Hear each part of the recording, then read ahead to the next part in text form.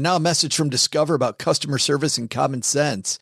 When you have a credit card question, it's nice to have it answered by a real person. You know, someone who can actually understand your issues and work to resolve them.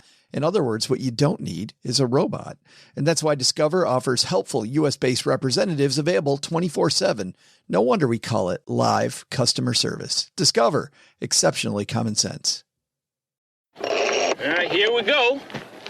Hold your ears, folks. It's showtime.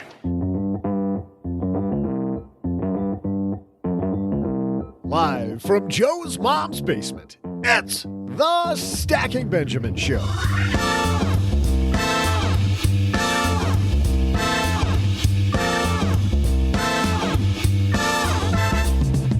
I'm Joe's mom's neighbor, Doug, and what do your psychic powers say about 2022? Today, in one of our favorite episodes of the entire year, we'll find out if our very own toy Magic 8-Ball successfully predicted the events of 2021. And of course, we'll then ask it to share with us what's going to happen in 2022. And that's not all. Is getting in shape and on a better diet one of your resolutions? We'll bring in the man with the healthy living plan to help you build your physical net worth. It's Angelo Poli from MetPro. And speaking of using toys as tools, here's a guy who we refer to as the craftsman of this podcast, mostly because he's such a tool. It's Joe Saul-Sehy. Yeah, not great, Doug. Not a great way to start this episode, but hey, you tried. That's fine. Yes. Hey, everyone, welcome to our favorite episode of the year. Welcome most to you, Doug. Thanks, Joe. I just didn't know where to. I'm glad to be here. Just didn't know where to start. You know, I'm going to kill you with kindness after that open. And across the card table from me, he's sitting directly across the card table. Doug sitting on the end of the card table. Mr. OG is here. How are you, man? Happy New Year. Well, you and I have had 2 New Year's episodes by now. Yeah, we have. Happy New Year again, I guess. Yes. Amen. Thank you. And coming to us from deep under Los Angeles, it's our good friend, Mr. Len Penzo. I've been looking forward to this all year. Can't wait. The question isn't, Len, if you've been looking forward to it all year, has the 8-Ball been looking forward to it all year? Let's ask it. So for people that don't know what goes on in this episode, we might as well fill them in. Every year for the last how many years? And Paula, you and I were talking about this earlier. Mm-hmm. I don't know where we even came up with this tradition, how it started, but this has been... We went from monkeys throwing darts at a list of stocks to podcasters asking a Magic 8-Ball. And for a long time, Len's Magic 8-Ball was fantastic. Went through a drought for a couple of years, and last year it resumed its winning ways, and we're about to find out here in the next roughly hour and a half whether it continues its winning ways. But let's ask it. Is the Magic 8-Ball, Len, happy to be here? Well, that's a good question. Let's find out.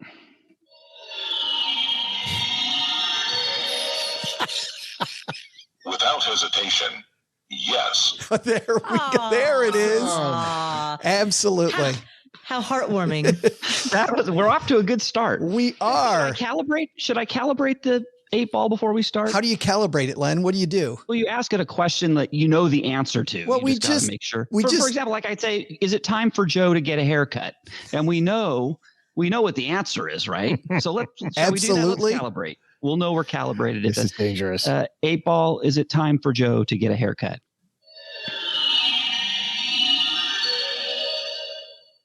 It cannot be determined at this time. That's because I have so little hair. Close enough. I have so little hair, you don't know. I think you're right. Yeah, I think that is accurate. I think it's correct. And that last voice you're hearing, the woman behind the Afford Anything podcast, Paula Pant, is here. I am so happy to be here. And that is the truth. The 8-Ball knows it. I cannot wait to find out. and Paula, by the way, is all dressed up just for us. She got totally dressed up for us. Very glamorous. And she looks fabulous, folks. Oh, thank you. Thank you. I have a face for radio, so glad to be here.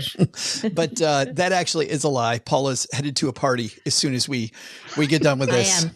But it's a party thrown by another content creator. So, Nomadic Matt, he has a very, very popular travel blog. I'm not sure where to find him, by the way.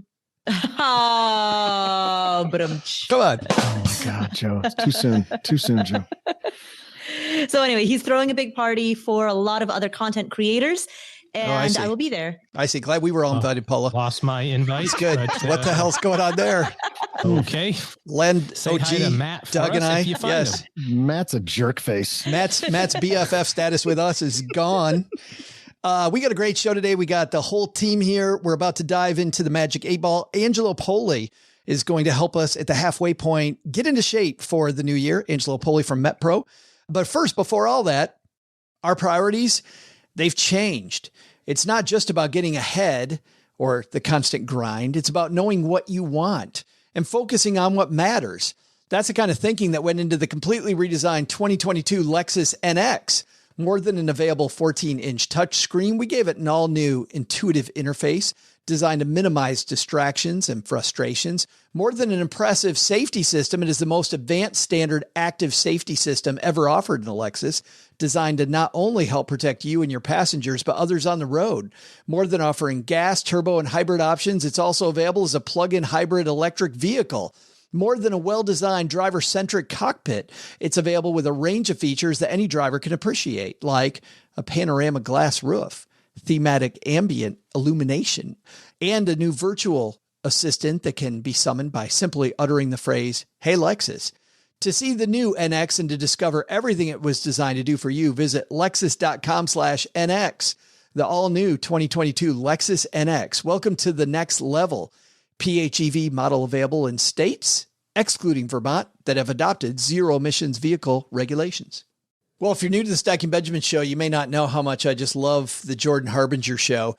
Jordan's ability to dive in with guests and ask these amazing questions that you're not going to get in other places is truly fantastic. And it's funny when you have a conversation with Jordan, which I've been lucky enough to do at a few different times.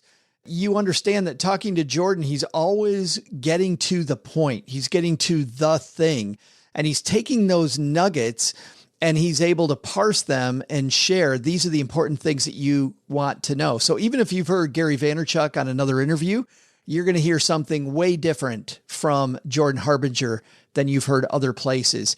Of course, he has all the big guests on, people like Anderson Cooper, Mike Rowe, Tom Wright, David Rubenstein, just so many. Steven Pinker, just fantastic guests, but he always asks those different questions, and you'll get a different interview here than you will on other shows. So we know the average podcast listener has 6 shows in their rotation, so you're probably not just a stacker, but you're also listening to other shows. And one of those 6, I think, that goes hand in hand with us is the Jordan Harbinger Show. Top Shelf Podcast, not just one of my favorites, but also named Best of Apple in 2018. So don't just ignore my suggestion to listen to this one like you probably do when your buddy says, "Hey, I got this podcast." You're like, "Yeah, whatever." A lot of people think what I think about Jordan's show. So you can't go wrong with adding the Jordan Harbinger Show to your rotation. It's incredibly interesting. There's never a dull show. Search for the Jordan Harbinger Show. That's HARB as in boy, IN as in Nancy, GER on Apple Podcasts, Spotify, or wherever you're listening to this podcast now. All right, let's get this party started.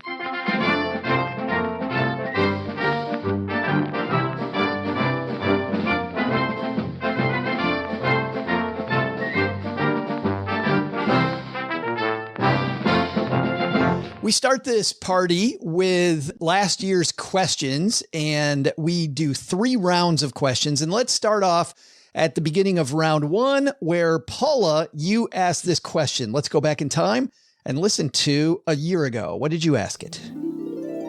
All right. For 2021, I will do the unthinkable and kick us off with a financial question. What are you talking about? Who are you this year? Right? That's just all of 2020. I had no idea who you are, and you're continuing it now. Of the Royals. Right. Oh boy.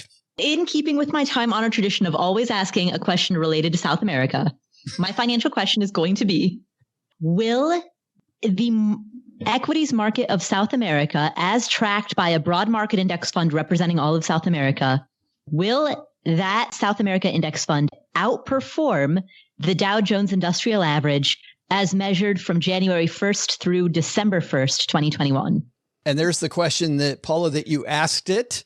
So Yes. So I have to say, as I was listening to that replay, and I queued it up by saying this is about South America, and then I started with the words will as I was re-listening to this right now in this moment, I was like, don't tell me that a year ago I asked, will Ecuador accept Bitcoin?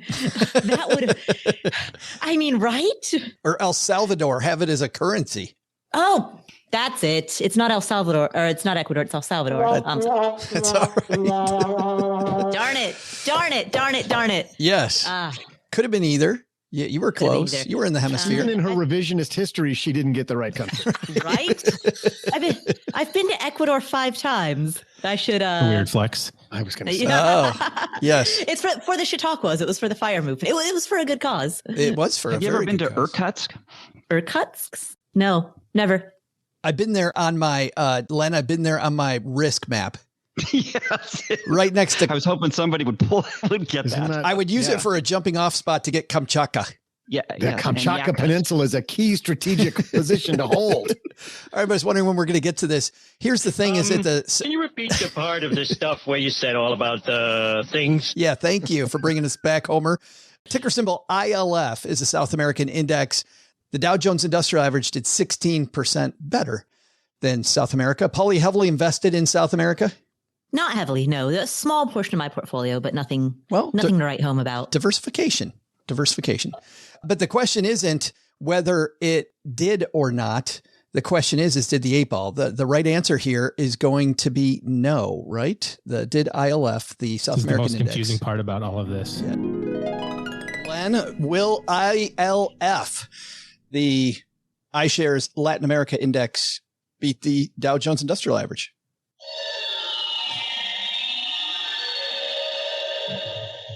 Without hesitation, yes. Wow. Oh, boy. Oh. We're off to a bad start, I see. I was wrong on that one, on its prediction. Who knew? Are you guys surprised at all by how well the U.S. stock market did this year? Yes. Yep. Yeah, I mean, absolutely. not to disparage the U.S. It just this was an unusually good year in stock market history. And it's funny because so many people have been saying the end is nigh for so long, and we got Who another. would that be? Why'd you look at me when you said that, Joe? I love how we're the Brady Bunch here, and OG's pointing straight down at Len. Like who would that be? The Magic 8-ball, though, off to a little bit of a rough start, but hey, that's only one question, and we've got 12. So let's keep the ball. Let's keep the ball moving here. Len, you asked the second question, which was this. Will the Vanguard Strategic Small Cap Equity Fund, which is an actively managed blend fund that kind of blends between growth and value, will that outperform Vanguard's Small Caps Index Fund? Oh, asking about small companies in Yes. 2021. You know what's funny, guys? You know what's funny is not that I don't care what I thought was funny a year ago. Let's talk about what's interesting this year, Len. I like your premise there, and I was queuing it up, and I think a lot of people didn't hear. You're really interested in 2021 in active investments versus passive investments in the same sphere. Yeah, exactly. Yeah. So I wanted to see basically who would active or passive would do better. Yeah. So boy, and my thought was active. I thought I thought this would be the year for active investors, but I bet you the passive did better. I don't know, but well, guess what? The Vanguard Strategic Small Cap Equity Blend Fund at the time of this recording had done 29%. That's the strategic small cap equity blend. The Vanguard Small Cap Index is plus 12. So which one did better? The active did better, right? The actively managed fund did way better. Did far better than the small cap index did this year. I don't know if that's not important, Joe. What's important is what did the 8-ball? That is exactly. Yes. Well, we're about to find out here in just a second.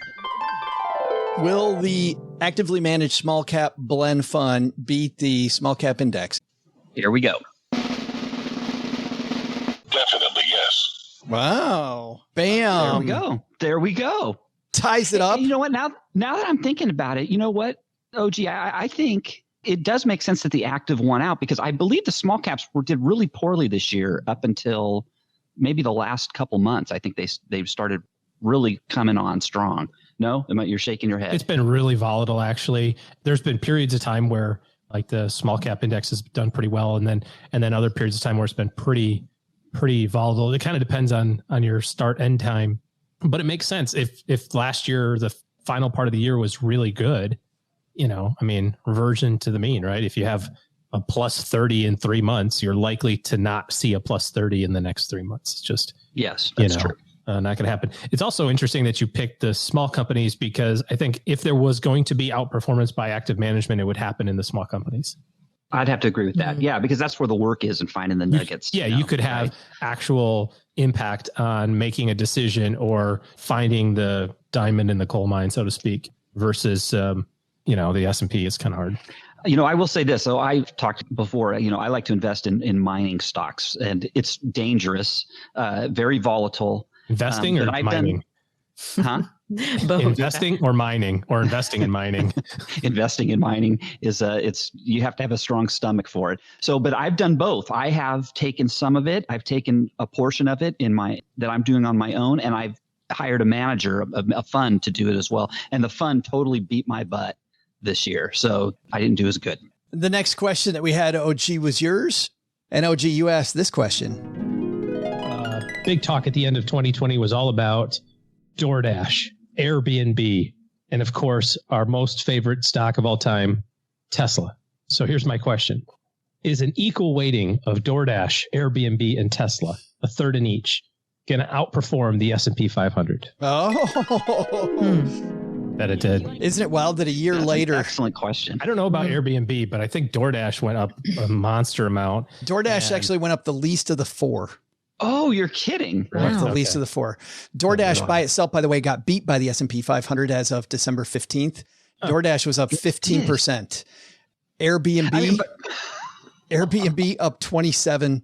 Tesla up 49. Like 50 or something. But you know what? 15%, that's nothing to sniff at. I mean, that is excellent. I would take 15% in a year. That's awesome. Not at all, Len, but think about a year ago. A lot of people think the individual stock like DoorDash would have beaten the index, and owning the index was better than owning a company like DoorDash. Yeah, amazing. That's just wild. But the answer is yes. Here's the question, though. Did the 8-ball get it right? Let's listen. It cannot be determined at this time. Oh, yes, it can, 8-ball. The answer cannot be found at this moment. Wow, this is turning into a presidential controversy. Everything points to yes. Oh, now it's certain. Ooh. All of a sudden it went, no, don't know. And then finally it's like, okay, fine. Yes. And the good news is it was correct. Yes. Better late than never, Len. But that means 2-1 now. 2-1. That's good. Magic 8-ball. Yeah. The night is still young. 66.6% success rate. Oh, but it only gets better from there. People have been hanging out with us on this podcast for a while, know what my question's going to be, and it is this one. Mine, for the first round, I'm going to do what I did last year and go to Facebook. And I like this question because it goes along with the theme I've had all year long, tracking these Robinhood scandals. Whenever I get on the internet, I feel like I see another scandal coming out of Robinhood. So here's the question. Len, 8-ball. Will Robinhood have another scandal, yet another scandal in 2021? And before we listen to that, Robinhood not only had one scandal, I think they had 3, OG. Yeah, I can't keep track of it. I know of at least 2. There was just another data breach, yet another data breach. Are data breaches scandals these days? I think we can call a data breach a scandal. Okay. I think so, yes. Yeah. I mean, I'd say the big Robinhood thing that's on everyone's mind was what happened during GameStop, right? When Robinhood halted trading, and then people started really looking under the hood and understanding how payment for order flow works. Robinhood really lost a lot of its credibility at that time. You kind of feel like it, but then every day there's just tons of people going, oh, so I pulled out my Robinhood, and I'm like, really? Still?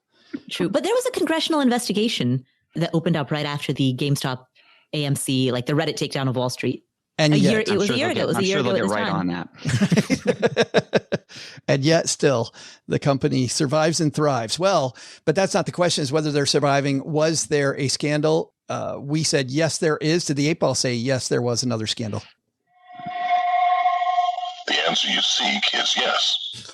Well, bam. Wow. The Excellent. 8-ball after a little slow start, maybe getting the rust out, even though we warmed it up, Len. We warmed it up and we still had a slow start. Yeah, no, it's this is fantastic. Yes. Just like old times, just like in the early days. It totally is. 8-ball is rolling. That brings us into round 2, and Paula kicks off round 2 here with a question that I think shocked everybody. Nobody saw this question coming a year ago. All right. Well, it's time for my annual British royalty question. Oh, you do those? Do you do British royalty questions? Yeah. Oh. I don't know if you noticed, but, long-standing tradition of asking about the British royals. Although I suppose I'm going to ask about Harry and Meghan, and technically they are no longer senior royals. So I don't know if a question about Harry and Meghan qualifies as a British royalty question entirely. A junior British royalty question. I feel like there's a pun somewhere there just waiting, but I can't. It's not coming. Anyway. I'm going to repeat the same question as last year. Will Harry and Meghan announce a pregnancy in 2021? Okay, let's see. And we'll see in just a second. But Paula, you know the answer to that one. On Valentine's Day 2021, they announced. You had to reach back to remember that, didn't you? Yeah, your memory is impeccable. Impeccable. It blurs together. Like my 2020 and 2021 blur together so much. I don't know what year is what. No, but the good news is they did. And they also had a safe birth. Have. So they gave birth to a daughter whom they named Lilibet. Lilibet is a play on Elizabeth, named after her grandmother, Queen Elizabeth.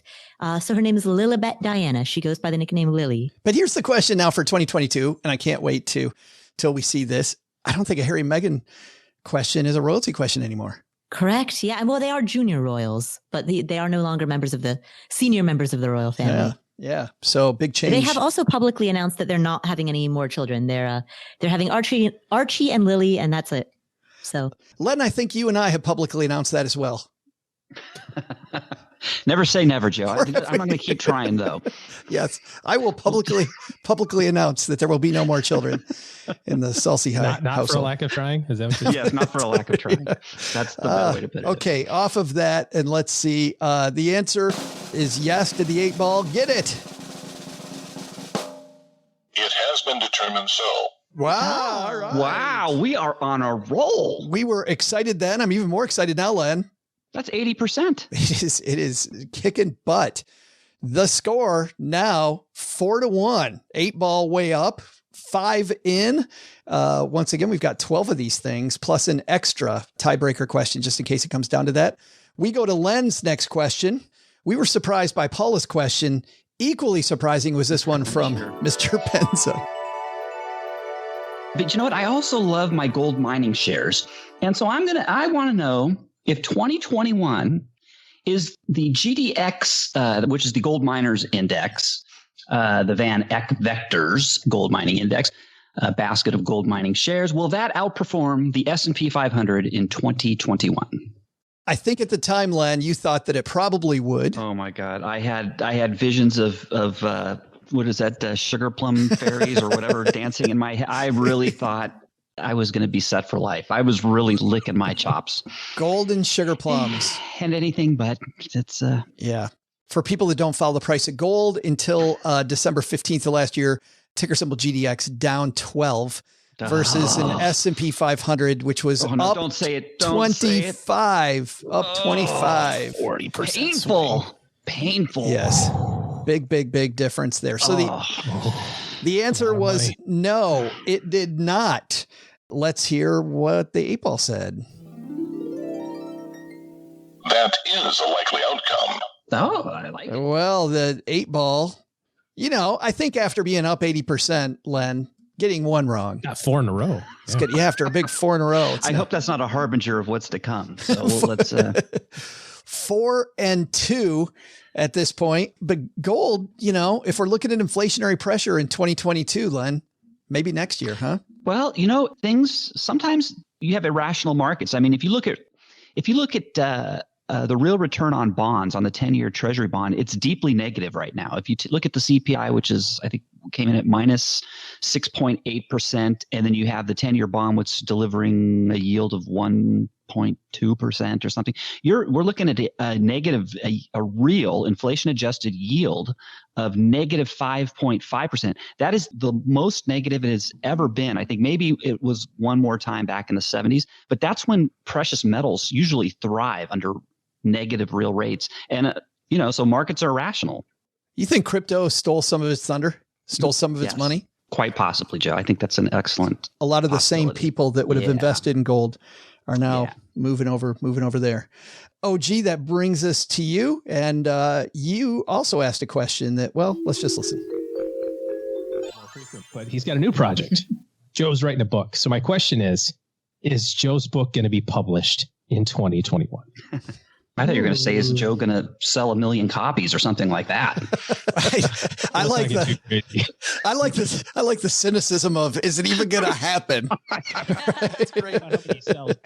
That's believe it or not, somehow on December 28th, and I found out from our publisher that almost didn't happen. In fact, when I got my copies of Stacked, I found out Nina, our amazing publisher, said, I decided to keep you and Emily out of the loop. All of this supply chain stuff where we almost didn't have the launch day on the 28th, but the launch day happened. Thank you.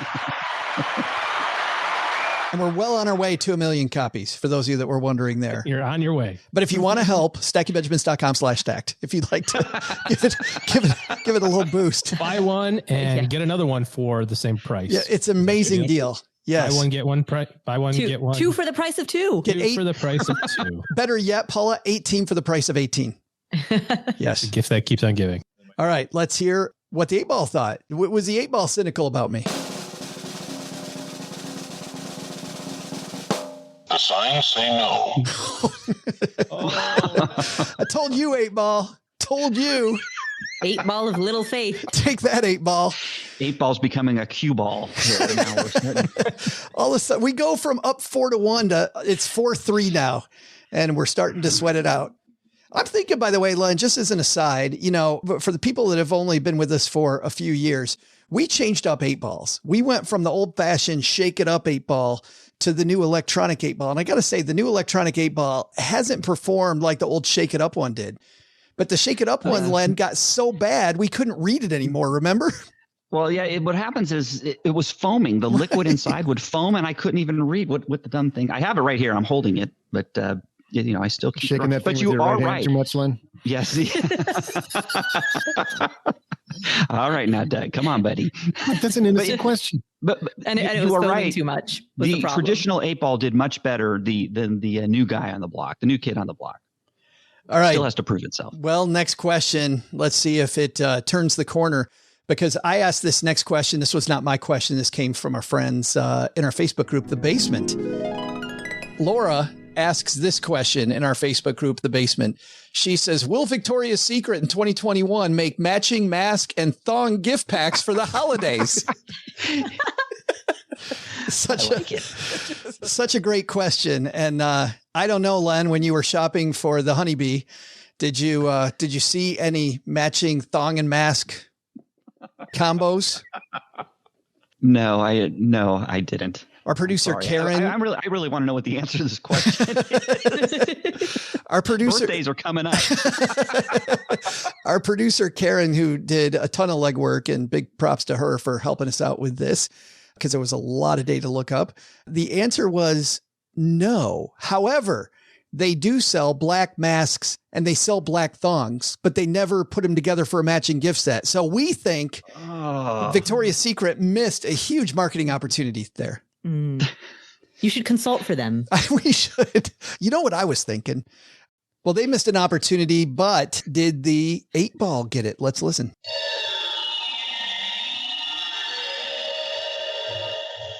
Everything points to no. Hey, so the 8-Ball said no, it was not going to happen. It was correct. Was it just me, or did the 8-Ball sound extra sexy when he said that? I know. Well, yeah. And I also noticed how disappointed Paula sounded when the 8-Ball said no.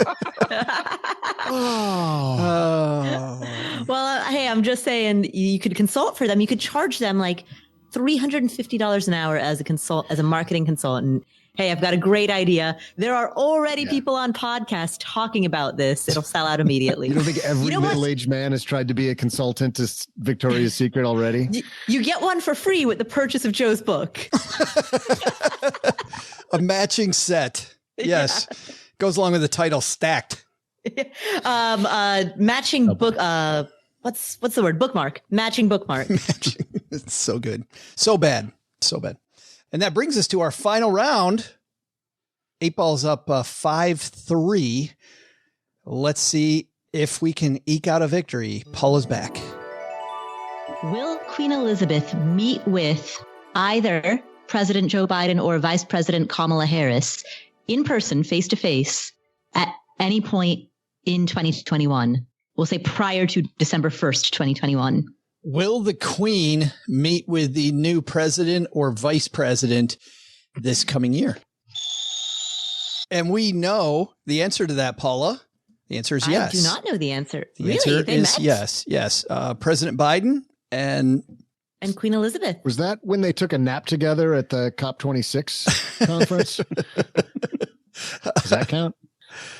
President Biden and First Lady Jill Biden met with the Queen in June of last year. So very nice. The answer is yes, that did happen, but we don't really care if that happened or not. Right. Let's listen in. 8 Ball, what did you think? The answer is unclear. Try again. Of course. We waited for that. The magic 8 Ball's like, I can't find Delta flights anywhere yet. Yeah.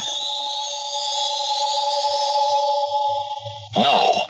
Wow, that was just that was definitive, wasn't it? That was definitive. I think it was grouchy, Len. It sounded grouchy. Yeah, that's boy. He was definitely he screwed that one up. Well, it's now 5-4. We're into the home stretch. 3 more to go. We're back to Mr. Penzo. Let's listen in. All right. So let's see. I've asked 2 financials. I'm going to ask my wild question for this group here. You know what? I like golf. I love Jordan Spieth, but something's happened to that guy. I mean, he's 27 years old. He started off like gangbusters. He's the first golfer to win a tournament as a teen since 1931. He's won 3 majors. He's won 11 PGA tournaments, all before the age of 23 or 24. But since 2017, the guy has fallen off. He just can't do anything. He can't win anything. What has happened to him? And so what I want to know, 8 Ball, is will Jordan Spieth win a golf tournament, a PGA golf tournament in 2021? All right. And the good news, Len, as a Jordan Spieth fan, he did. Jordan's back. Yes, he came back this year, and he actually won 1, maybe 2. Can't remember, but he definitely won 1 tournament, I know. Much better year than the year before, either way. Oh, fantastic. Oh, but not for previous 2 or 3 years. Oh, yeah, he had a great season. He won 1. He won the 2021 Valero Texas Open is the one that he won. But who cares? Did the 8 Ball think he won? Yes. All right. Yeah. Nice. And that means the 8 Ball goes up 6-4. All right. Can't lose. Can't lose. Can't lose. We've got 2 questions left. Paula? Oh, I mean, technically the 8 Ball still could lose. The next question, if the 8 Ball gets it right, then the 8 Ball can't lose. That's true, because we do have a tiebreaker question. Oh, you have a tiebreaker question? We do have a tiebreaker question. Well, then I guess you can lose. You're right. Yeah, see, we're not going into any of this. We learned about that and the trivia contest, which will start next week for this year. We've learned we're not going to have ties anymore. Not going to do that. All right, OG, you were up next, and let's listen. Out of the stock. Net outflows. Net outflows. So my question is, are inflows into U.S. equities going to be positive? Or said another way, will there be outflows or inflows? But will there be inflows, net inflows into U.S. equities in 2021? Because the market's only up like 13% for the year. So this is actually a perfect time to put your money in. Not like earlier this year when it was down a whole bunch. That's sarcasm. So will there be inflows, net inflows, U.S. inflows in 2020. Inflows and inflows. Well, it's funny, OG, because it goes with never mind. too many cocktails to make a funny joke. You were talking about, sarcastically saying, not the market's up 13. It's a great time to put money in. Not as good as earlier, but it was a great time to put money in then. Yeah. Because you got another 25% this year after that. It's always good to put money in. Well, and that's the thing. People worry about the stock market being at an all-time high and that sort of stuff. It's like, but it kind of always is, it just kind of, if the economy's working the way it should and you believe in the economy, it should be up more than it's down. And it doesn't matter whether or not you believe in it right now. If you're thinking about buying stocks, you better be thinking 10 years, 7 anyway. And do you think in the next decade, the stock market will be higher? And if you're 30 or 40 or 50, this money is to be used when you're 100. So in 50 years, is it going to be higher? Probably. So. Unless you're Len and you think zombies are right around the corner. I was thinking Len's head's about to explode. Yeah, it's painful. I admit it. That's fine, Mr. Penzo. But if you're looking to hire an advisor, you can visit stackingbenjamins.com/OG. There it is. Meet with his team. The dude who called it. Yes. Here we go. Let's hear. The answer was that there were inflows, all segments of the market. We had ETFs up. We had global funds up. We had U.S. Based funds up. We had so many inflows into the market. Not mining shares, Joe. But there were probably not mining shares. But not gold. Gold might not have done it. But let's listen. Does the 8-ball get this one? Highly doubtful. Well. Yep. The last 2 years are well, the market got pessimistic, and listen to our voices, by the way. We all sound like we were pessimistic about the market this year going in, and 25% year, and the 8-ball got that one wrong as well. So that means 6.5. We're at 6.5 with one. This is really coming down to the wire. It's almost like it's a 50-50 it's random. It's like almost like a completely random outcome. There's no way. It's definitely not all random. No, that's a far-fetched theory. Yes. There's got to be another explanation. It's this 8-ball is not as good as the one that got all foamy. That's much better. Okay, I got the last one. Let's listen in. The last question in this weird year of sports that we had in 2020.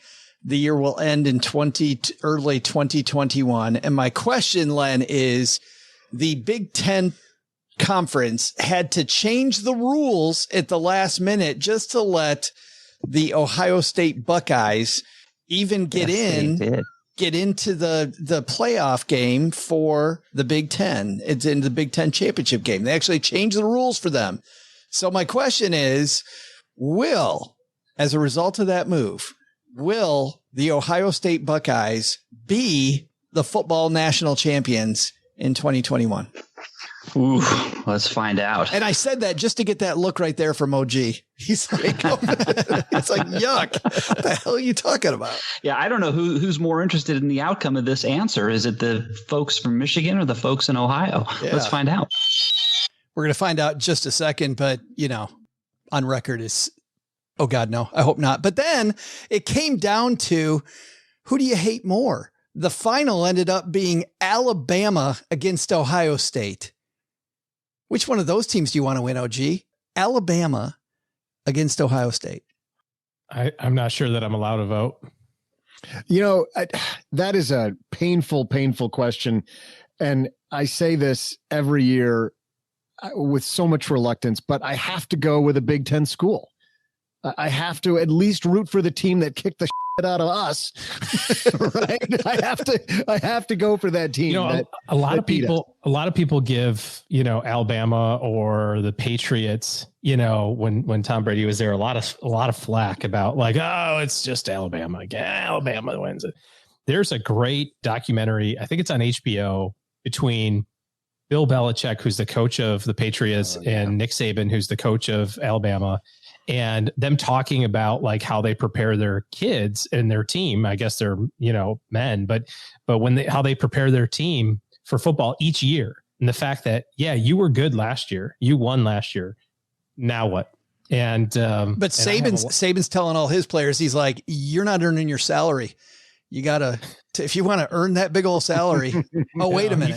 You can tell the guy in the group that's from Michigan State that's still sour about a coach that led you to some pretty good wins and then decided, hey, I want to move up in the world. I'm going to keep going and not sour at all. He actually sour. He said something that was, well, we don't have to get into that. He said something that was very true about Michigan State that I agreed at the time. That isn't true. Stepping stone.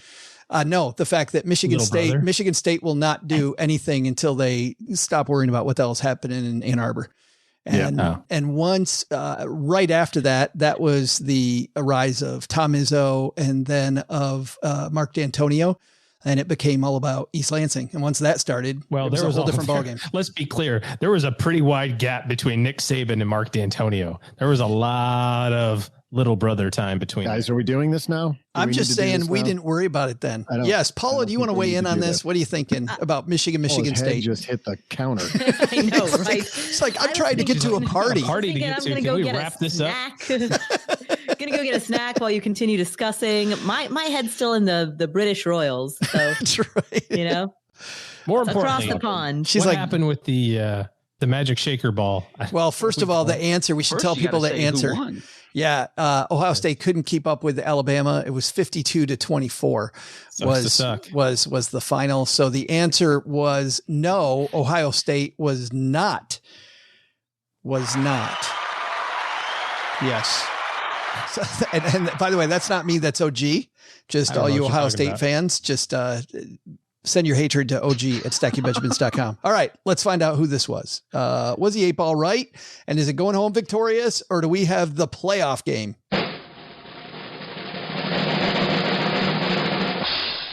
Without hesitation, yes.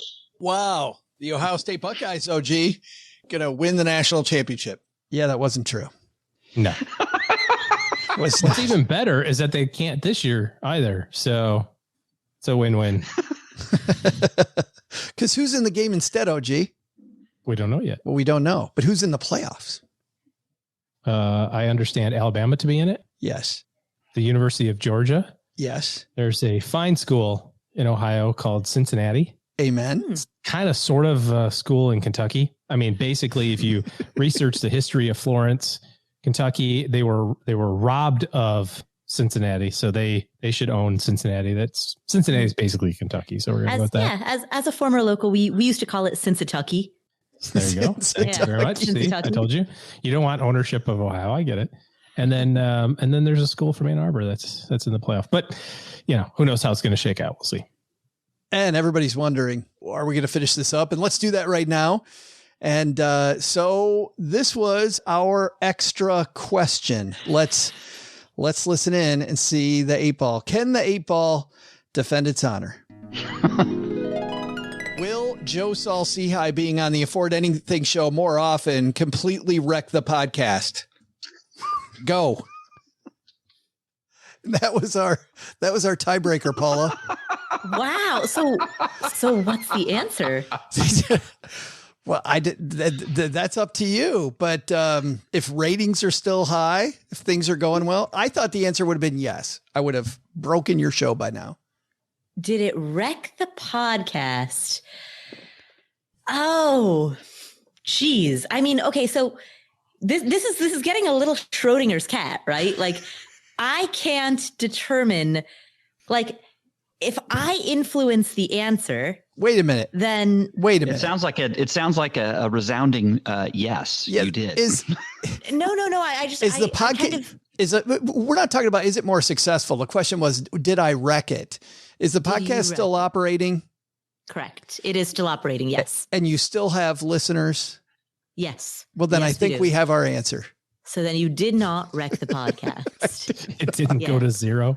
That was the standard of effectiveness. As long as you have at least a listener. I didn't drive Paula out of podcasting. I mean, that was really good, Joe, that you how you got Paula to say you didn't wreck it, but boy, she sure sounded like she was going towards. I had to get her off that, Len. That's that disruption thing. I was disagreeing with the whole Schroeder, like with me being an active participant in determining the outcome, because with all other questions, none of us have any direct influence over the outcome. You know, if a certain ticker symbol does or does not perform the S&P 500, none of us can directly influence that. Oh. If Harry and Meghan announce Tell pregnancy, that to the people with AMC theaters. That's true. A couple $100 in that thing changes the course of history, Doug. So, yeah, I think to have a pure, unadulterated, like uninfluenced by human touch type of answer from the Magic 8 Ball, it needs to be as objective, i.e. not subjective as possible, meaning none of us can influence the outcome. I think that's true if we were talking about, was it more successful?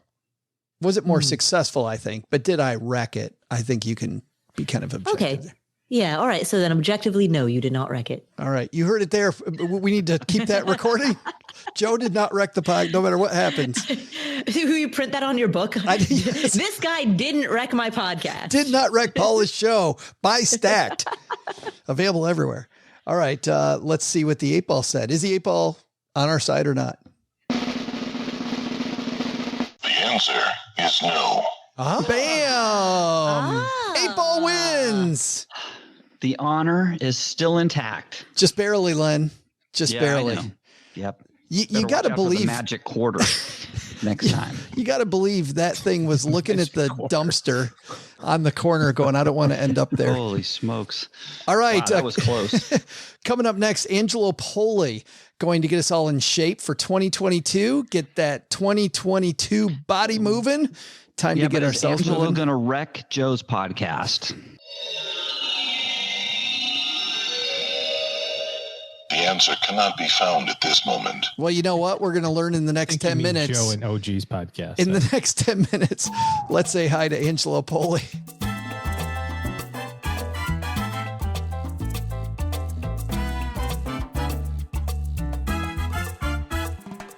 And I'm so happy he's back. The man behind MetPro back here to help us kick off 2022. Angelo Poli is here. How are you, my friend? I am doing great, Joe. Great to be back. Always love chatting with you. Well, likewise. And I got to tell you, our community, when we told them that you were going to be on this episode today, responded like they always have, with people just can't wait to hear this. And you were telling me earlier that the trend is a little different this year when it comes to health and wellness. Tell me what trends you're seeing in the community. So seeing a big uptick in basically just everyday people, maybe folks that didn't have a previous history in sports or athletics, deciding, you know, after the last couple of years we've had, I'm ready to get in shape. I'm ready to take control of my health. A lot of people who are saying they're ready to take control of their weight. A lot of people saying, you know, even though I may not have a gym membership or I may not be participating in the same program I used to, they're diving back into their fitness. And it's awesome. We'll take the silver lining. Last couple of years have been rough, but we'll take the silver linings that come out of it. And it's really neat to see people coming out of the woodwork and saying, this is important to me, and recognizing I don't have to talk them into it. I don't have to prove it to them. Yeah, I feel like for me, it's because, you know, we're all working from home, and the stories I'm getting from people I interview, we're working from home and we want to get that routine back that we used to have. You know, that's it. Go to the gym, get out, get moving, and the rest of your day feels better. I mean, you know this as well as anybody. You get out there, your day is much better. You and I have had this conversation multiple times, often with my executives, my professionals, and basically just people who are hardworking and focused in their mindset. I'm always having to talk to them and say, hey, Johnny, it will affect your bottom line. You will actually be more profitable. You will actually be more productive. It's not just a cliche, but when you're feeling good, you have more energy. Even, hey, I'm looking good today. It all spills over into your productivity. When you're feeling well, it dives in. What's different now is I don't have to talk people into it. I'm getting these calls, gals saying, I'm at home. I'm willing to exercise. I need to do whatever it takes because I've been sitting at home for the last 2 years and I am ready to feel good again. And so people are diving in and doing it. Okay. So on Monday, We had Ramit Sethi help us motivationally get into the new year. That was a fantastic episode. On Wednesday, Aaron Sky Kelly helped us get out of debt. Now, Angelo, no pressure. Help us get into shape. Where do we start here? It's a new year, new me. Where do I begin? That's it. Well, you know me, Joe, I'm bottom line guy. I like to, give me the bottom line. What's going to make the greatest impact? And so the answer is going to be having a strategy that is specific to you and is not random. That's really what it boils down to. So we've seen the trend in the last year and a half. We've seen a lot of innovation from technology, which is great, by the way. I'm a big fan of that stuff. You got genetic testing, you got blood testing, you've got allergy stuff. You can do your sleep monitor. You can do your the palm of your hand. These are great things for wellness. At the end of the day, what people still need and what people constantly, day in and day out, are still coming to me for is what's the strategy? Because when it comes to health and wellness, having additional indicators and markers, they really help you make wellness-oriented decisions. But when you have a specific goal, let's use, for example, and I always bring this up, it's not that weight loss is the most important goal. It's just the one people come knocking on my door stymied with the most often. Sure. So I keep going back to this. If you have a specific weight loss goal, you have to have a specific plan for you, because what you can do is you can go and you can do all of the testing, the metrics, and start a program and see results for about 2 or 3 weeks. You're still going to end up in the same spot. And that is, you're going to hit a fork in the road. Everybody hits that fork in the road. You know what the industry calls it? They call it a plateau. And it just simply means you've done good for your body. Your body has now acclimated to those good deeds. Something else has to change. And you can have the greatest, most scientific program on the planet, or you can go to Barnes and Nobles, put your hand over your eyes, pick a book that says lose weight with, go home and try it. And guess what? In both cases, you're going to probably see progress for 2 or 3 weeks, and then your body acclimates to it. So having a strategy that says, if this, then that, once you hit that ever guaranteed plateau, having a strategy that says, okay, here's what I'm going to do next. When I reach this point, I'm going to add this with the exercise. When I reach that point, I'm going to change this with my macronutrients, or modify my calorie intake, or adjust my meal plan. That's based off of when and how you hit plateaus, and when and how we can break plateaus for you. That's the key. Have a strategy, work with someone that can help you with that strategy if you don't already know it. And if you already know the strategy, write it down, commit to it, and then look back each week and go, okay, if I were to show someone my activity log, if I were to show someone my food log, would they be able to guess what my goals have been this past week? Mm-hmm. Yeah. Would they be able to say, oh, I see what you're eating. I see what you're trying to do. Or would you need to tell them you were on a plan to build muscle, or I was on a plan to lose 20 pounds? It's almost like we talk about people.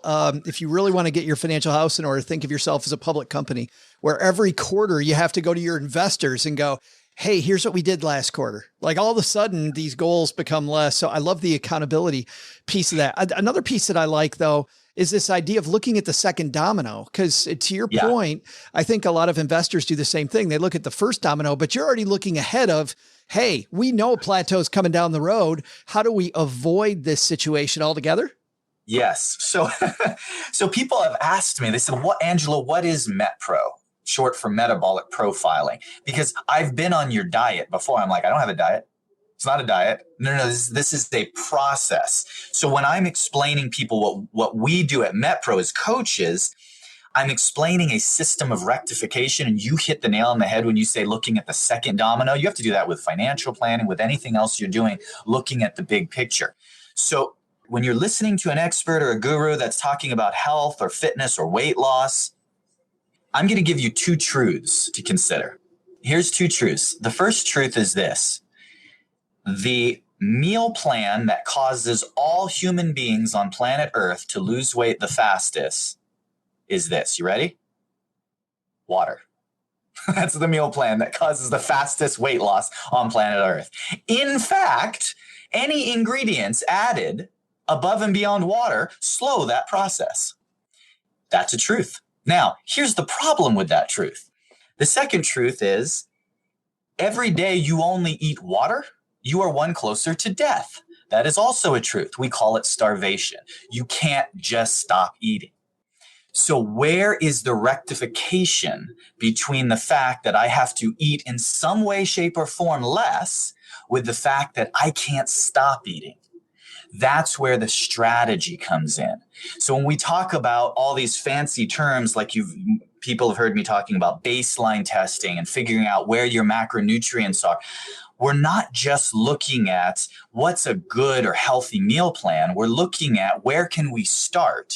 So that way we have steps 2, 3, and 4 to keep you progressing. And again, some people, their goal isn't weight loss. Their goal's energy, improved health, and vitality. Yeah. But if your goal starts with, I want to shed the extra pounds and I want to increase my energy, then that's where that specificity comes in. So action step, because I know we only have a few more moments. I'm big on giving our listeners at least something to walk away with. It's like, this is great. I understand I could work with a professional. I know what you guys do, but just give me something I can do tomorrow. Here's what I tell people. If you want one disruptive behavior, in order to have any strategy, you have to have consistency.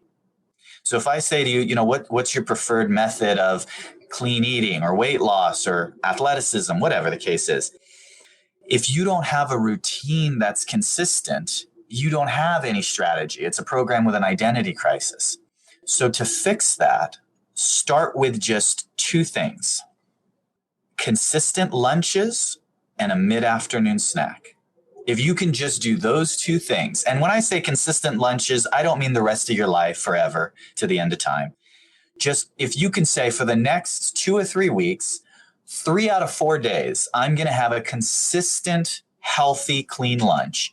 And 3 out of the 4 next few days, I'm going to prepare a healthy, clean afternoon snack. Just doing that will be massively disruptive in many ways to your progress, to your daily routine. Because if you have lunch and you have an afternoon snack, that means likely you're going to have to prepare that snack and that lunch when you're having breakfast. So you're not going to miss breakfast. If you've had breakfast and you've had lunch and you've had a mid-afternoon snack, you're not going to have low blood sugar when you're ready for dinner. And when you get to dinner, you're not going to be so hungry that you're as likely to overeat. I say as likely because chocolate still tastes good, right?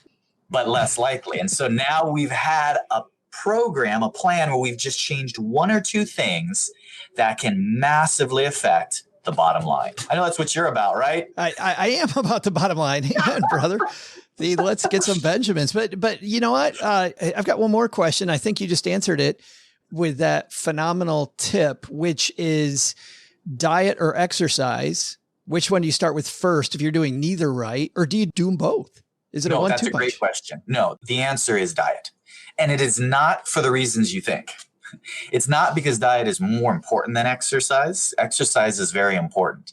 It's that diet is much harder to establish a consistent routine. It's more confusing where to start, where to begin. There's a lot, it's shrouded in mystery. And it's something that you have to do not everybody eats 4 or 5 times a day, but you have to eat every day, at least a few times a day. And so if you're going to start somewhere that's going to have the greatest impact, I tell my clients, and I have for years, you come to the gym to exercise after we talk about your diet. And if we haven't gotten that right, we're going to use that hour to go shopping for food and to preparing your meals. Because if you want to impact your health, if you want to impact your weight, if you want to impact the major markers of wellness, it starts with your diet. You also need to get active and exercise, but start small. Start consistent, but start small. A lot of people say, well, I'm ready to go. So they go to the gym and they do this 2-hour boot camp that crushes them. And they're, crippled for 2 weeks. And then you're done. And then you're done. Don't do that. I tell my clients, start with something you can do for 5 to 10 minutes, but do it every day, or at least 5 days a week, because we can build on that. Diet first, 5 to 10 minutes of exercise a day second. That's if you're not currently in a routine. And then build from there. Angelo, I wish you got excited about this. I totally wish you liked what you did. I also wish you knew of a program that could help people with this stuff. Rumor has it you might know one. If you go to metpro.co/SB for Stacking Benjamins, we got a special offer for you guys. You'll actually get to talk to a coach, not a call center somewhere, a coach who will just, get to know you and can speak more specifically about what a specific routine could look like for you. So metpro.co/SB. You can check us out at MetPro. It's awesome. Angelo, thanks for hanging out with us, and thanks for helping us make 2020 you. How about that? 2022 to help us make. Thank you for helping us make 2020 you. Wow. I love it. I think I just came up with that. Somebody already did that before me. Thanks. Yeah, that's right. TM. Well, while we're peering into the crystal ball today, you may be peering into yours, asking your magic 8-ball, how the heck am I going to fix this mess that I made over the holidays? And the holidays can wreck so many budgets. I remember back when my finances were just in complete disrepair, and I had to put everything on a credit card, and I put the minimum on a card that I possibly could, that I thought I could get away with. In hindsight, I probably could have just bought nothing. But at the time, I thought that I needed to buy stuff, and I went from bad to worse in my money hole way back when. But if you're in a similar situation today, I've been there. And one thing you can do is consolidate your debt. You can get that down to a low interest rate. And that's where our friends at Navy Federal Credit Union come in. Navy Federal helps you take control of your finances over the holidays. You can get a low intro APR on their Platinum credit card to surf your debt down to a lower rate. It's the lowest rate card that they have, and it's a great tool to pay down debt. Navy Federal also has multiple savings and investing options to help you get closer to your financial goals. There are digital tools and educational resources online. So when you're done listening to us, you can dive into all the goodness that they have to help you guide your decisions. And with Navy Federal, you can automate your savings and investing to put your money to work for you, even as you sleep. And that's a key, isn't it? Continually automating your investing and your saving as much as possible so that money goes in the right place and it's out of your hands. Learn more at NavyFederal.org. Message and data rates may apply. Savings products insured by NCUA. Investment options are available through Navy Federal Investment Services and are not insured by NCUA. That's NavyFederal.org.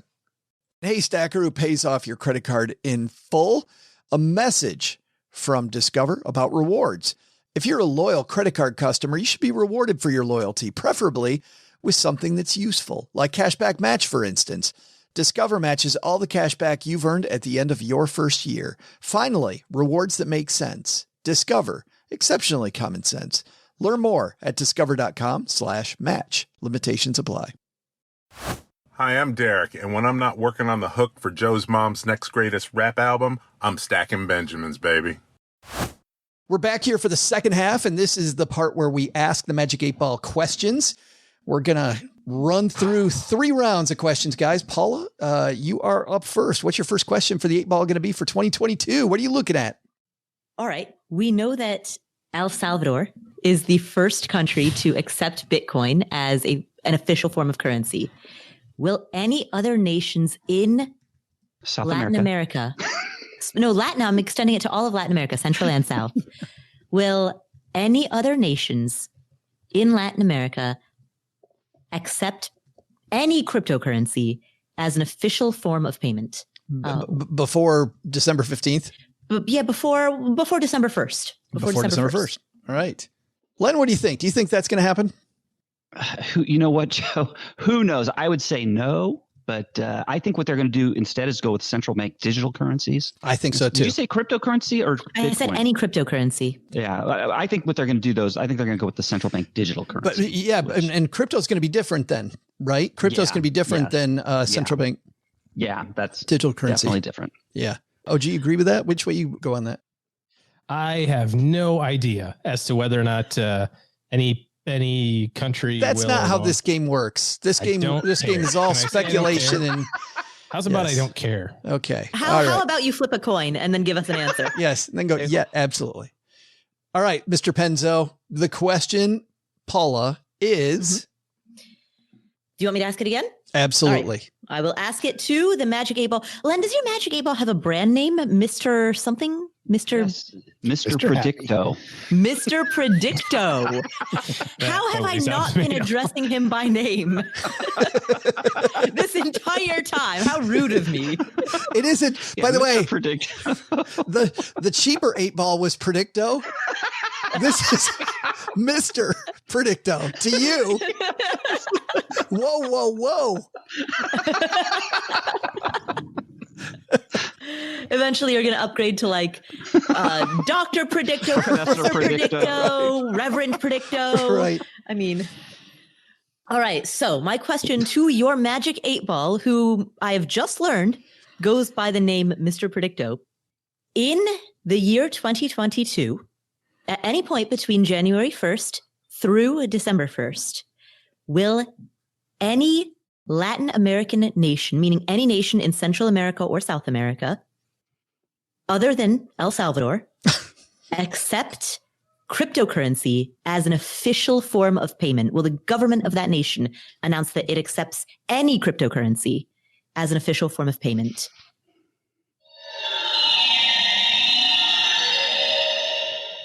Definitely yes. Cool. Well, it's going to expand. Wow. We shall see. Go. So we have a positive 8-ball to kick off this year's predictions. For bonus points, does anyone want to guess which country that's going to be? Who will be the first? Chile. Ooh. All right. Done. I think, man, I don't know which country would. Guatemala. I'd say Venezuela. Oh, Venezuela is a good one. That's a better one. That is a good one. I should have taken that one. Yeah. Yeah. Yeah. Can I echo that one? All Sure, right. go ahead. Yes, you can. It's on the record now. Paula echoes that one. Next up, Mr. Penzo, what are you thinking? Okay, so my question is, obviously the inflation's around, but will the CPI print double digits in any month in 2022? We had, by the way, variations on that question in the Facebook group. Mark and Mike also asked. Gretchen also asked the same question. So lots of people asking this, wondering variations of this same question. So all right, good stuff here. Let's do it. Great minds think alike. Let's see. Yeah. Definitely yes.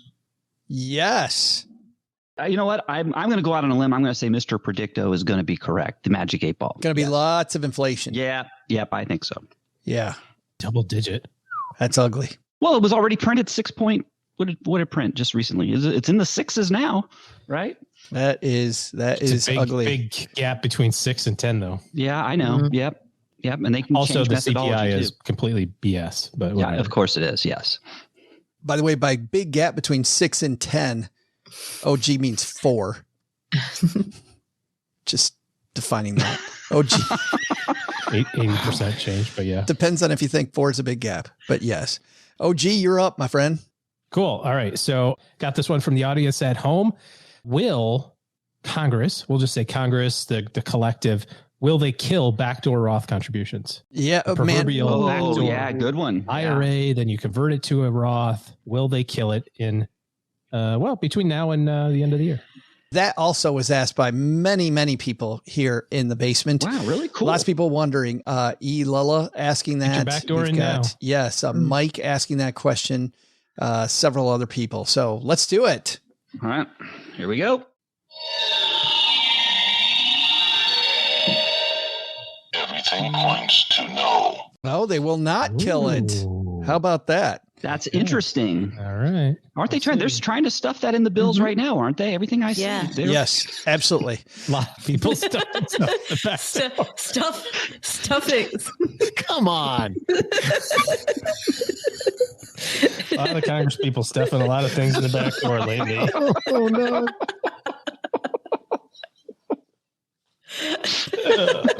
It's going south. Yeah, they are. Oh, wow.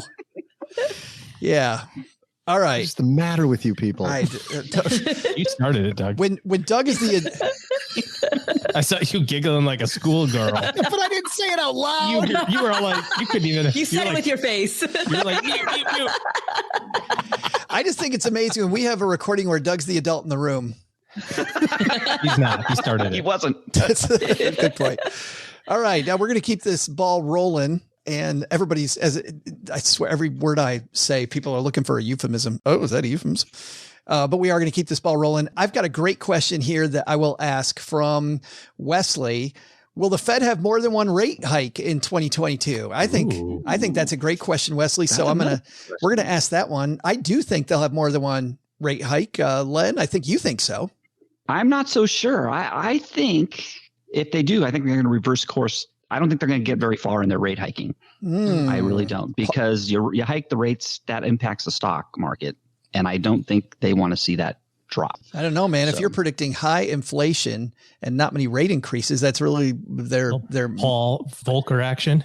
Only jack up the rate. They can't raise rates high because this is way different than in the early 80s when Volcker was there. You know, we have a $30 trillion national debt. So you can't raise rates too high now. It's not like in the 80s when we had very little debt and Paul Volcker could jack up the short-term Fed's rate. But that's the debt that we have presently, right? I mean, that's got a term to it and an interest rate assigned. They keep rolling that over. Mm-hmm. Well, let's ask the question. Are we going to have more than one? We're going to have more than one rate hike next year. The answer is unclear. Come on. We will try again. We will try again, 8-Ball. We will. We didn't say Mr. I would not count on it. Oh, Len would not count on it. Len's 8-Ball agrees with him. So okay, yeah. So he's saying maybe and no more. One and done. I would not count on it a definitive no. Is that a strong enough no? I think that's a no. Yeah. Yeah, I think that's all right. Otherwise, this is going to be a 6-hour podcast trying to pin that thing down. We're going to run with that. On to round 2. And Paula, that means you're up again. All right. Well, we have asked about whether or not Congress will kill the backdoor Roth. I think we should also ask whether or not Congress will kill the 1031 exchange. That's also something being bandied about. Boy, imagine the 1031. For people who don't know what that is, tell people what that means. So a 1031 exchange, it refers to section 1031 of some code. And IRS code. The IRS code, the tax code. And if you are a real estate investor and you sell a home and have a capital gain, you will not be subject to capital gains tax if you identify a property within a designated period of time and then purchase that property within a different designated period of time with the money that you use from the sale of that initial property. And so it's a way for real estate investors to sell a given property, level up or level sideways into a different property, and essentially keep selling in and out of properties, keep transacting properties without having to have a capital gains drag on the proceeds of their sales.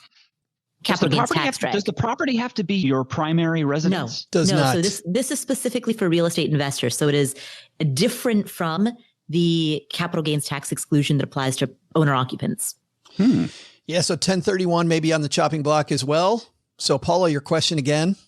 At any point in the year 2022, prior to December 1st, we'll say for the sake of having a definitive cutoff date, between January 1st to December 1st, 2022, will Congress pass a rule, whether or not it goes into effect, will they pass a rule in which they outlaw, ban, change the 1031 exchange? Paul, I'm curious, do you spell succinct with 2 C's or just 1 C? I can't remember. I want to be crystal clear so that there's no debate. Here we go. Can you ask the question one more time, Paula? Oh, boy. Mr. Predicto. The answer is yes. Ooh. Wow. I was just glad he was certain in one direction or the other. So we could wouldn't have to ask the question again. No. Well, that's, man, some negativity here out of the 8-Ball, some more taxes people are going to pay. Len, what's up for you next? Let's see here. I have one related to housing too. My question is the average U.S. housing price in 2022 going to be more or less than what it was at the end of the year in 2021? So basically I'm asking, is home prices, the average U.S. home price, going to fall I'm always just wondering, how are we going to measure that? Do we have a measurement? Well, I know I've seen it before. Case-Shiller Home Price Index? I know I've seen articles where they say the average, or it could be the median too. Yeah. It depends when he's. Yeah, we'll be able to see this. We should probably go with December 1st on this one, I'm thinking. Okay, December 1st. That'll just be easier for us to find. All right. Our home price is going to fall. Is it going not go up? Are they going to fall? Will they be lower on December 1st, 2022 than they were in December of this year? Yeah. Or okay. Of last year, actually. All right. All right. Here we go. Definitely yes. Oh. Home price is lower. So we go from We go from what we talked about, Paul, at the economy conference, which was that in some cities we're seeing prices, quote, normalize was the word they used. And you said you agree with that word, to now we've got them falling. I don't think they're going to fall. And also on that discussion, I seem to recall, Paula, you saying all real estate is local, that there isn't really a point in discussing this in a broad term. So, do we care about this answer if we're looking at an index that's national? It's the 8 ball, Doug. Of course we care. I'm sorry. Doug, you're talking as if you're actually getting usable data from these questions. Well, what the hell are we doing here, Len? Why are we even spending our time? We've been asking that for almost 10 years, Doug.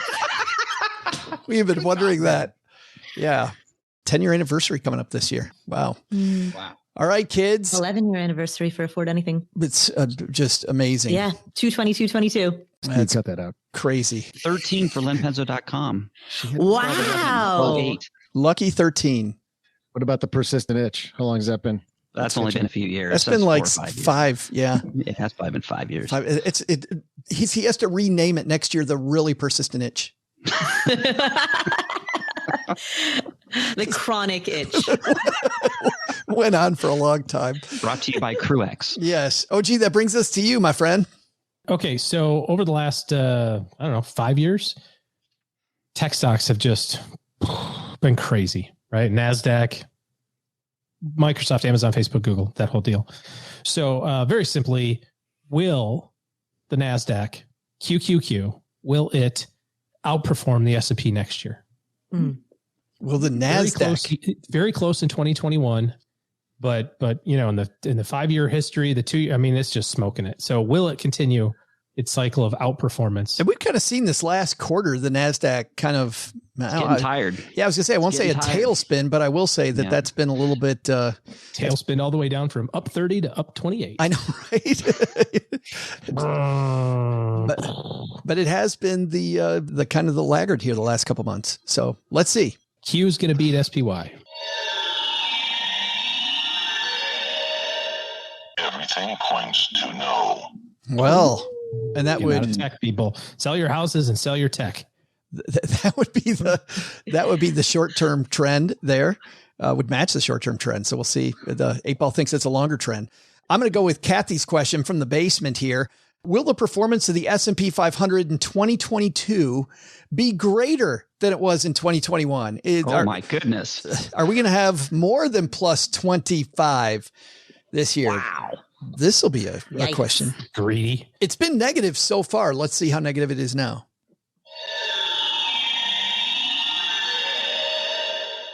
The signs say no. That will not. And that would make sense. Did I just say the magic 8 ball makes sense? What the hell? Well, we'll see. 50% of the time, it's right every time. Wrong with me. Paula, we're up to our last question. I know you've thought long and hard about this. Just relax and lean into it. Tell the 8 ball your final question. Okay. I hate to ask this, but in the spirit of asking a question about the British royal family and asking a question, with the understanding William and Kate are done having kids, Harry and Meghan done having kids. Oh, you're not going there, are you? What? Never mind. Let's see. Well, their kids are too young to get married. Yes. But unfortunately, Queen Elizabeth's health has been... You are going there. I am going there. We're going to have a death watch question. Wow. Yeah. Well, I will phrase it in a different way Because it's also possible that she may want to step down from the demands of the position of queen. Good. This is better. I So like will this we have better. a change on the throne? Right. Yes, exactly. Right. Doug's had change on the throne before. It's kind of So awkward. you guys, I gotta go change on the throne right now. I'll be back. It's a whole different question. Right. But being queen, being queen comes with a set of responsibilities. And, she's the longest reigning monarch. It may be the case that in order to look after her health, she decides to give up her responsibilities and pass that down to her heir and play an active role in training her heir, on the job training. So will we have a change in the throne at any point in 2022 prior to December 1st? Is that Prince Charles? Is that who's next? That is. Yes, it is. Well, so I intentionally didn't phrase it as Prince Charles because if something were to happen to Prince Charles, then it would pass to Prince William. And so I want to leave space for any change on the throne, regardless of what fate may befall Prince Charles. So if Prince Charles doesn't, then it's not the Speaker of the House after Prince Charles. If Prince Charles, for any reason, It's Newt Gingrich. Prince Charles is first in line for succession. After that is Prince William, and then after that is Prince George, Prince William's firstborn son. And then it turns out it's Doug. So and then Newt Gingrich. Wasn't there a movie like that with Goodman? Yeah, that's right. There was. That's his first name. The name of it. Goodman. Not John Goodman? John Goodman. Yes, thank you. There was that movie. All right. Are we ready? Already? Pray God. Yes. Let's do it. Mr. Predicto, will there be a change on the British royal throne at the highest level of the British royal throne? Not the lowest in level. 2022, at any point in 2022 prior to December 1st? It is a strong possibility. Oh, got to go with yes. That's a yes. Yes, I think that's a yes. That's a yes. It's kind of a wimpy yes. It's a weak yes. Yes. Yeah, it's like kind of uncertain, but that is a yes. Meh, sure. I thought it was pretty much a guarantee. If you say so. That's the way I heard it. Yeah. All right. Are we done with questions? Because I just love watching Len sort of fluff Mr. Predicto the way he has. Oh, no. You get to watch this 3 more times, Doug. Yes. So Doug's wondering if you could do that slower. That would be great. Len, dinner and what you got, man?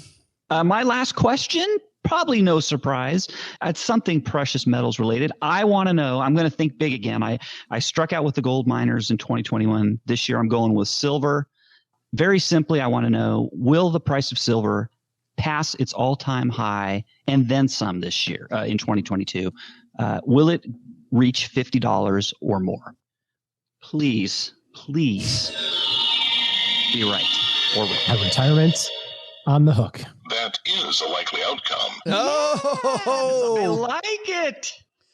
Len's got good news for the honeybee tonight. Yes, indeedy. Count it. We're going to the Sizzler. And we can get the appetizer. I am happy. Mr. OG, last question. Should I keep a sports theme in there? Heck yeah. Yeah, I'm not going sports, so why don't you go ahead and ask the yearly sports question? I've got 2 angles here. So I can do the sports one, which is Alabama going to win the national championship again? That's the obvious sports question. Or I could ask, is Joe's book going to be on the on the New York Times bestseller list? Oh. Well, that keeps your theme going from last year, which is it even going to show up in the light of day? Yeah. Yeah. Will there be at least one purchase of Joe's book? Not including Joe's mom. Not including mom. That doesn't include family members. Right. How many tour stops do you have? 42. And that was actually a question that I saw Rebecca has here that we were going to ask. Yes. Yeah. All right. So Stacking Benjamins, by the way, stackingbenjamins.com/stacked will tell you where I'm going to be. All right. So let's do your tour then. Will Joe hit 42 cities on his book tour? Let's find out.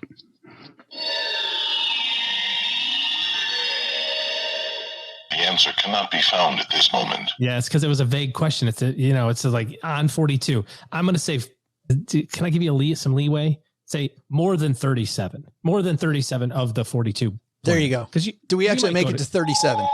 Yeah, you might make more. The answer is no. Ooh, negativity. Negative Nancy. Wow. Negative Nancy the whole day today.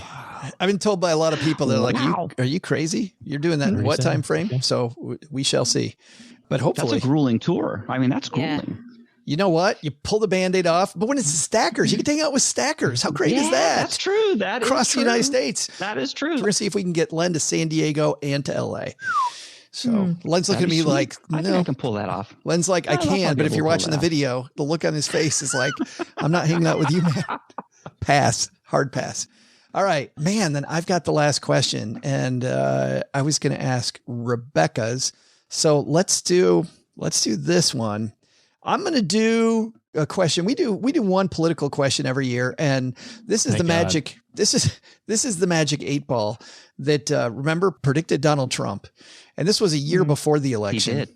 It was a year before the election. So, the question that we have here from the basement that we'll ask is: this is the midterm elections, right? Will the House and Senate have a shift in majority? Meaning, so that's going to be both. So what he's asking is both. Ron asked, will the House and Senate see a shift in the majority?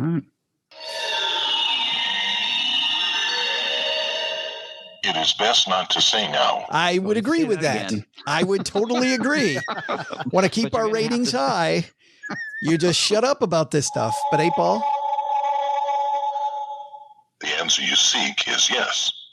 Gonna see it. All right. Political shift in the future.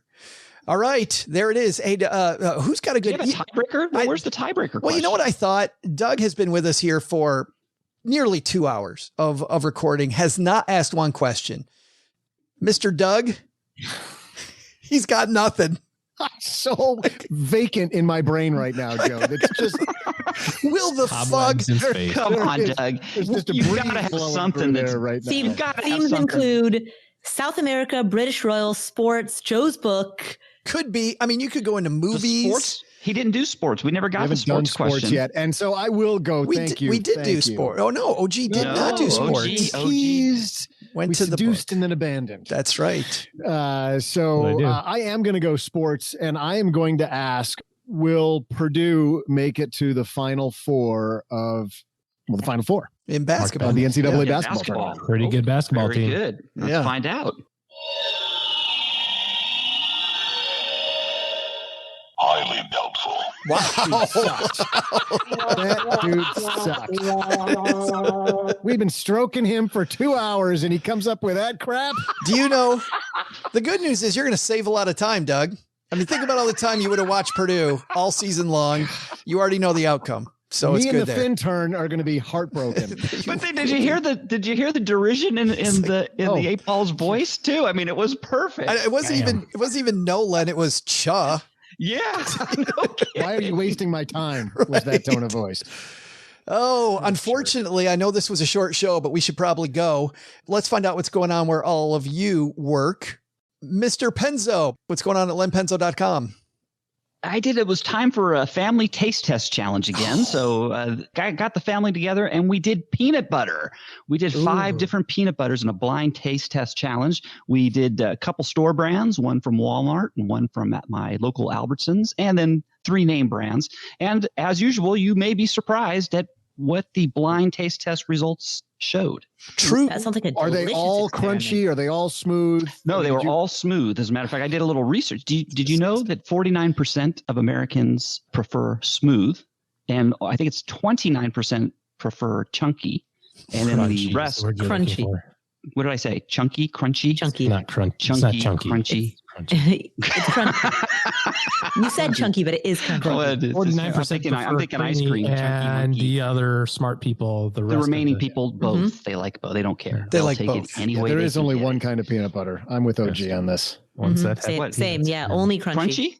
You're crunchy. There should be whole peanuts in there. Entire whole. Oh, yeah. How do you know basically what you're butter getting is with peanuts? peanuts laying on top of it? Yes. And What if some those jam. aren't peanuts inside there? You don't know what you're crunching. Pretty sure it says on the jar may contain peanuts. He's kind of picky about peanuts that. and oil is basically how much.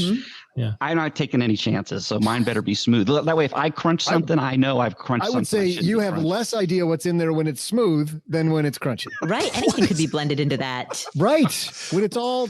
Where was all this damn debate during the main show? Like, where was it? Those subjects. All of a sudden we get on peanut butter and everybody's like, no, this is where we draw the line. This is meaningful. This affects people's daily lives. And a true story, by the way, which is the honeybee accidentally dropped some chocolate in it, and they realized that this could be a thing. A little chocolate, peanut butter, maybe. Those were commercials in the 70s, Paula. Accidentally dropping chocolate into peanut butter? That's how they created Reese's peanut butter. Or they bump into each other. Moment. Guy with the chocolate and the It's time to move on when we're explaining the context of this stuff. Paula, what's going on at Afford Anything? On the Afford Anything podcast, Joe, you have not wrecked my podcast. We've established that during today's recording. We got the applause there. You know, the thing, I forgot that it was a year ago that you had just begun coming on to every episode in which we answer audience questions. It's been a year. It feels like longer. I forgot that it was a year. I don't know if that's a good thing or not.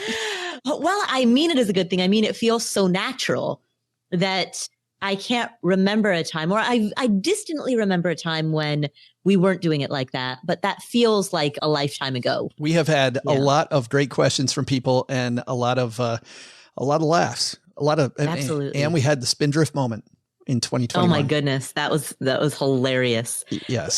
And tune into the Afford Anything podcast, go through some of our older episodes if you want to know what that Spindrift moment was. That's one, what we have in store for 2022 is that, Joe, you're going to continue to be on every other episode, answering questions that come in from the community. I just got a contract extension. Yes. I'm going to. Absolutely. I'd like 50% more money. Okay. What's 50% of zero? Oh, crap. Never mind. Yes. And that's at the Afford Anything podcast, where finer podcasts are distributed. You know what? I'll give you a jar of crunchy peanut butter. Nice. Well, it's not going to Len's house. Chunky. So definitely going to mine. All right, guys, that's going to do it for today. Thanks for hanging out with us, everybody. Such fun as usual. Big thanks to all of you for hanging out for this extended episode. Love our Stacker family. All right, Doug, you got it from here, man. This show is the property of SB Podcasts, LLC. Copyright 2022. Thanks to Paula Pant for joining us today. You'll find her podcast, Afford Anything, wherever you're listening to us today. Thanks to Len Penzo for joining us today. You can find Len at lenpenzo.com. Thanks also to Angelo Poli from MetPro for helping you and us get our waistline in shape. Want more from Angelo? Head to metpro.co/SB. Our show is written in part by Paulette Perhatch, who helps writers power their words, their work, and their earning potential with her Powerhouse Writers coaching program. Find out more at powerhousewriters.com. Thanks also to our team who made today possible. Karen Rapine is our producer. Tina Eichenberg and Gertrude Smith are our social media mavens, and Brooke Miller handles the show notes and our amazing newsletter, The 201.